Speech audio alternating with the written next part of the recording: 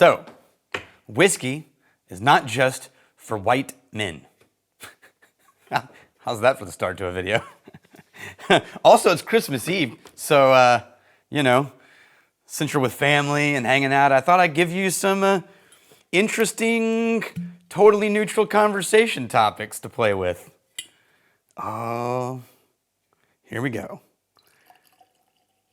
I feel like it's insane that this has to be said, but this very was sparked because of conversations I had at a bar with a stranger drinking whiskey, a group actually, very recently.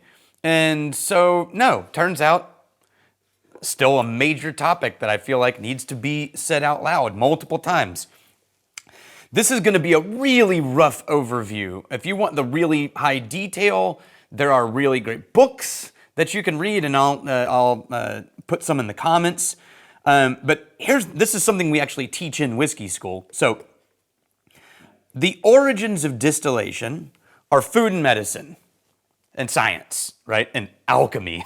People trying to make gold using, various items and herbs and things. Science, medicine, which I would put in a similar category, and food, which is beverage creation or refining of water or things like that, right? That's the origin. And because the origin of it were around food and medicine, once distilling as a practice or habit showed up into the normal community, it got brought by people bringing medicine and distilling habits. And it was often priests, the priest class, and at least in Scotland and Ireland.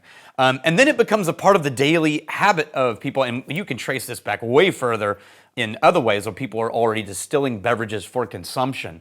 But pretty quickly it gets tied into agriculture in the more modern era of the world. And once it gets tied into agriculture, but is still too small to be considered commercial business project, it becomes a part of the farm process. And for most of world history, the farming process was just as much women as it was men. As a matter of fact, there are a lot of historical pieces of information that show that distilling was actually considered part of the women's job, the same as cooking or home prep or household, while the men did more bigger agricultural jobs of plowing and seeding, or went off and fought wars or battles or things like that. And so, it is very common in both early farm agricultural history and in early commerce that women are highly involved in distillation of whiskey. So much so that it's not really discussed, it's just sort of a known thing. And then for a lot of history, all of a sudden there's this switch where it becomes big business. And this happens from 1700s forward, really, actually, even earlier than that. And women couldn't own businesses in most of the world. And so the history reflects that men started these distilleries. These were men doing things, but multiple people have tracked back in history women ownership of distilleries in pretty recent history. In Scottish history and Irish history, women distillers, women own distilleries, women run distilleries. And so that sort of goes along right up until really the 20th century. Hey, interesting. And then it starts to change a little bit in the 1800s and in the 1900s, so 19th and 20th century. And there becomes this public shift that somehow whiskey and owning whiskey distilleries and drinking whiskey is more of a man's world. Now, what this coincides with is the onslaught of wide consumer impact marketing campaigns. And all of a sudden, as soon as you start seeing marketing in charge of communicating the world we live in, you start to see marketing companies choosing to direct whiskey creation, whiskey consumption as a man's world. And because it's a marketing world that we're living in, we live in a marketing world. That was the Coldplay B-roll. They never released that song. It just seems like women in whiskey is a new thing. It's not a new thing. It's really not a new thing. women have been involved in whiskey for as long as men have been involved in whiskey. Full stop. Marketing-wise, they stopped talking about women in whiskey in the end of the 1800s, really through most of the 1900s. There's even some ads that we show in class in the 60s, 50s through the 80s that it's hard to put on the screen. It's just so embarrassingly terrible, misogynistic. It's just terrible. It's terrible. But it is not a new thing for women to be in whiskey. Now, this is real, and I'm going to talk about, this is another thing, I'm going to talk about why it still matters that we celebrate women in whiskey, even though it's not a new thing, because there's a whole other group of humans that also have gone through the exact same process. First, let's drink some whiskey. This is Uncle Nearest. I got this bottle new. And then a bunch of people really liked it. We were drinking it, hanging out, and before I got the chance to bring it in here, and so now this is only about a week old. I didn't mean to put it in the selection of whiskey where people were drinking. I meant to set it aside for this video, and I didn't. I put it in the wrong place. Uncle Nearest. Now, the history of this, if you don't already know, here's the short version.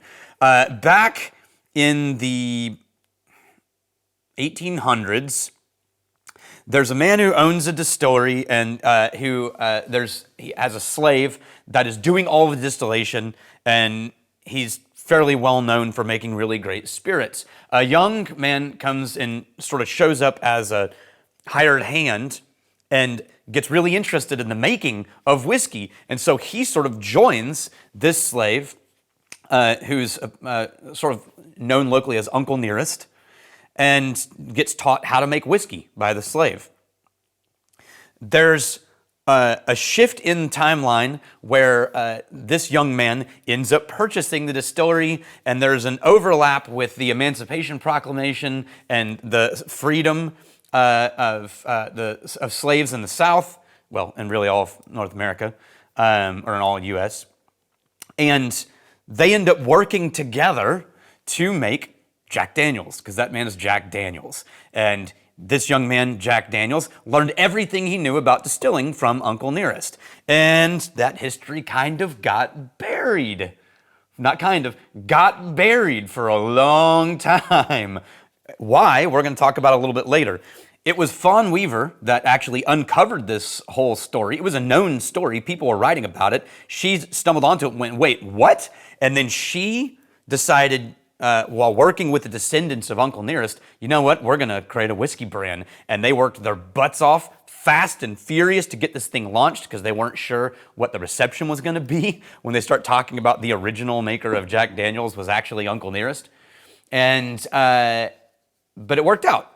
And they're now working and making their own stuff. They were sourced for the first part of their life. They started in 2000. Shoot, I can't remember. Actually, I think I saw it on the bottle. No, it wasn't on the bottle. All right. Anyway, they started. They ran for a handful of years building the brand with sourced whiskey and their own contract according to their specifications. And then they started distilling their own stuff in 2017. And Victoria Edie Butler, one of the descendants of Uncle Nearest, is the master blender, won a bunch of awards, and that's what we're drinking. Now, I wanted to drink the small batch, which was the lowest proof version, I think, of this whiskey, just because it's simple, it's accessible, and it's pocketbook friendly. So, on the nose. Ooh, it's got that really nice, a little bit shiny, super caramel, a slight dusty chalk note that's not like, it sounds bad, but I don't mean it bad. This sort of slight, like Smarties candy almost direction. Ooh, I sniffed a little too hard on that one. Woo! Right up the nose, right up the schnoz. All right.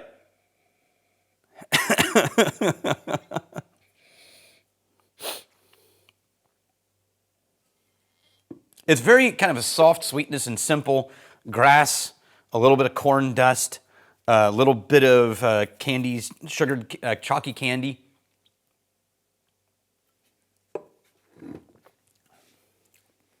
It's simple on the palate. It is 93. It's really soft.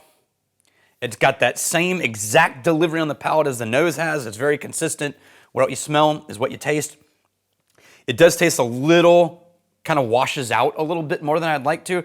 I think if this gets older, or if you try the higher proof ones, you're going to get a little bit more of the depth and richness. But for someone who is used to drinking Jack Daniels or Dickel, or a really accessible whiskey, this is going to be perfect, but a little bit nicer.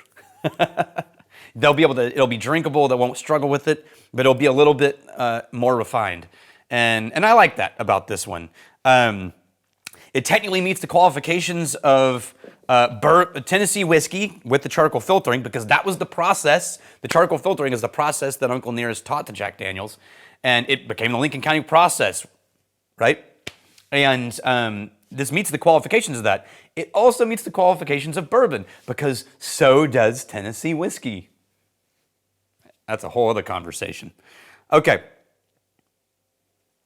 So, there's another storyline, and that's a storyline of black people in distilling history in America.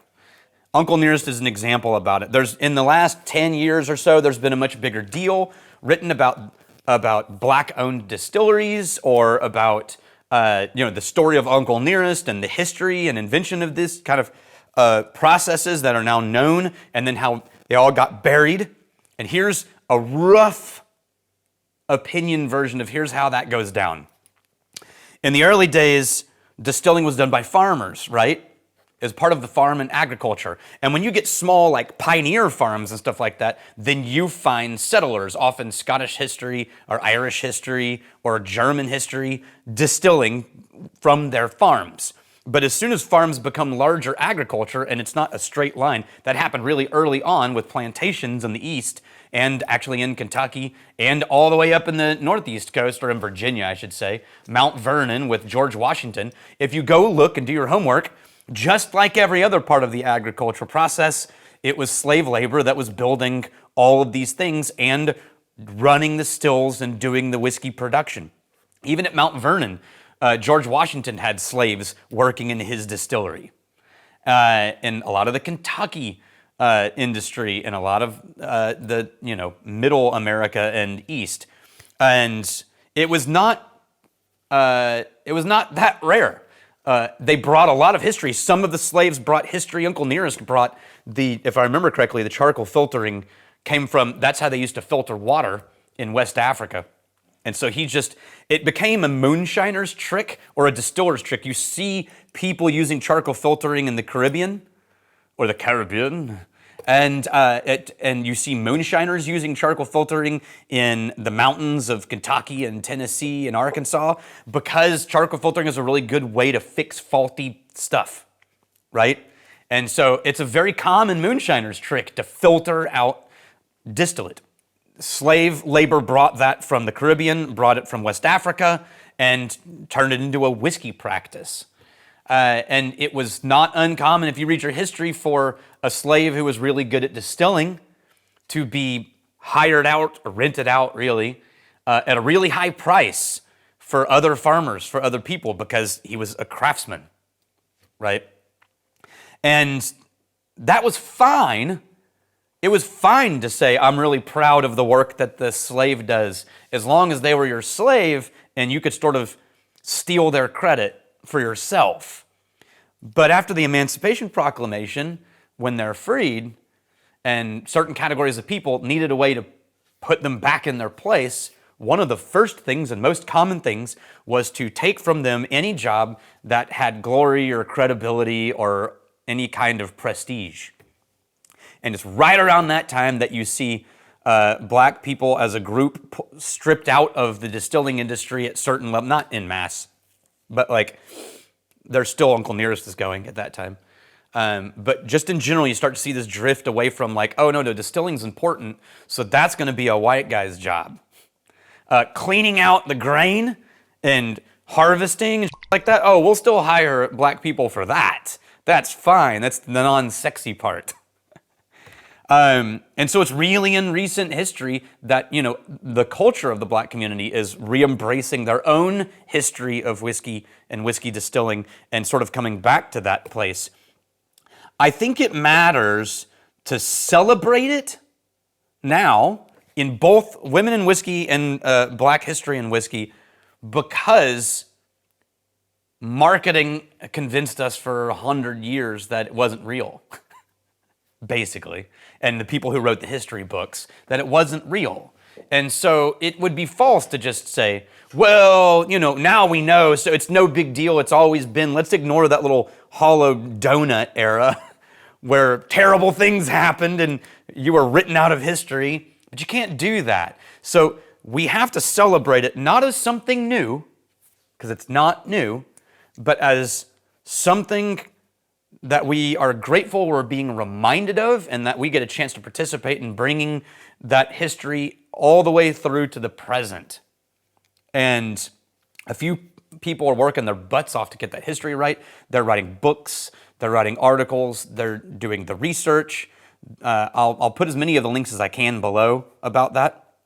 If it feels new to you, women in whiskey or black people in whiskey, it's because you don't know your history. So get your act together. But regardless, I'm really glad you're here. Cheers.